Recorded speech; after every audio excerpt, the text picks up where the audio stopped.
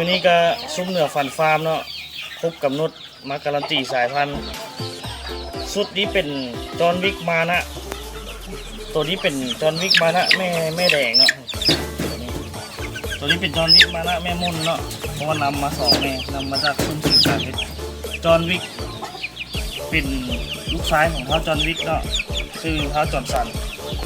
การันตีจากเหนือฟันฟาร์มให้ทางไอติกเนาะทางจำปาซักเนาะการันตีให้ค่าย2ไอ้น้องเนาะค่ายตึงสุดแหละอยู่ทางพุ่นเนาะไอ้เพิ่นได้ตีเก่งเฮงมันหมานเด้อการันตีให้เลยสุดนี้บ่ธรรมดาเนาะสันหลานใช่กันเนาะโตแม่นี่เป็นกิฟปีกเนาะมึงกิฟปีกกิฟทองเด้อ091เห็นบ่กระดูกกระเดียวตัวแม่กับบ่ธรรมดาดูใหญ่เนาะโอ้แข็งโคตรหลายตัวผู้นี้เป็น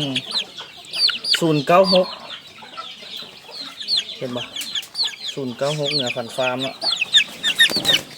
หน้าตามันตึงเลยตัวนี้เบิ่งแข็ง